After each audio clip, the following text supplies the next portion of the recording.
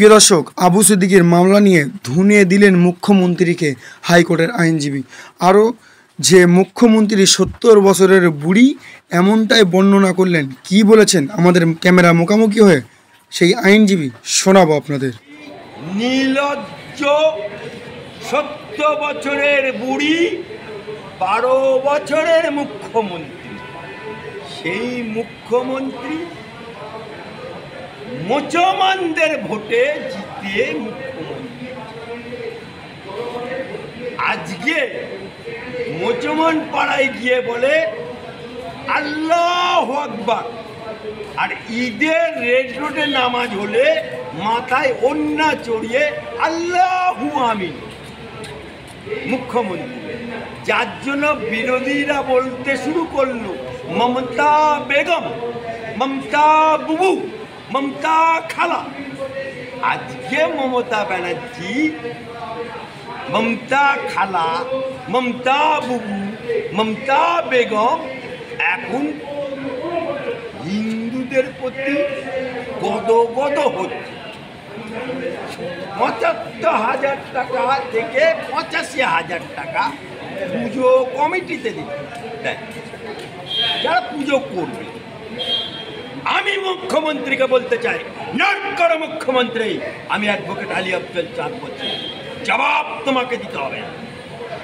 তুমি যে টাকাগুলো দিলা ৭৫ থেকে ৮৫, এ টাকা বাংলার আপামর জনসাধারণ, এটা হিন্দুর টাকা, এটা মুসলমানের টাকা, এটা খ্রিস্টানের টাকা, অর্থাৎ বাংলার জনগণের টাকা। এই জনগণের টাকা তুমি একটা পার্টিকুলার হিন্দু সম্প্রদায়কে দিই। কাল যদি মুসলমানরা বলে যে আমাদের মহরমে তাজিয়া হবে, তাজিয়াতে টাকা দিতে হবে, তুমি কি করবে? তুমি কি করবে? কারণ সরকারি টাকা কোনোভাবেই কোনো ধর্মীয় আচার অনুষ্ঠানে দেওয়া যায় না। কিন্তু মমতা ব্যানার্জি আইনকে পুরো আঙুল দেখিয়ে ৭৫ থেকে ৮৫। কেন না, হিন্দু ভোট ২১ সালের আঁকড়াতে দেখা যাচ্ছে 5%।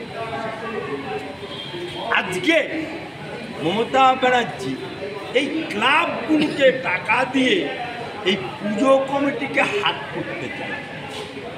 আমি সনাতন ধর্মের লোকেদেরকে বলতে চাই, এই মমতা ব্যানার্জি যখন ক্ষমতায় আসেনি 12 বছর আগে, যখন বামফ্রন্ট ছিল, আচ্ছা বলুন তো, বাংলায় তখন মা দুর্গার পুজো হয়নি? তখন মা ষষ্ঠীর পুজো হয়নি? সপ্তমী পুজো হয়নি? অষ্টমী পুজো হয়নি? নবমী পুজো হয়নি? বিজয়া দশমী হয়নি? মা দুর্গার কি পুজো তখন হয়নি? তাহলে আজকে এমন ভাব দেখাচ্ছে যে মমতা ব্যানার্জি টাকা দেবে তবে পুজো। এটা তো সনাতনীদের লজ্জা। একটা পুজোতে কত লাখ টাকা খরচা হয়, ৮, ১০, ১৫, প্রচুর টাকা করে। সেখানে ৮৫,০০০ টাকা কি লস্যি? কিন্তু উনি পুজোগুলোতে টাকা দিয়ে ওগুলোকে আবার কন্ট্রোল করার চেষ্টা করেন। দেখুন, উনি পুজো কমিটির মিটিংয়ে পুলিশকে বলেছে, পুজো কমিটির লোকেদের, যে থিম কি হবে সেটা পুলিশকে দেয়। অর্থাৎ ডাল মে কুছ কালা হ্যায়।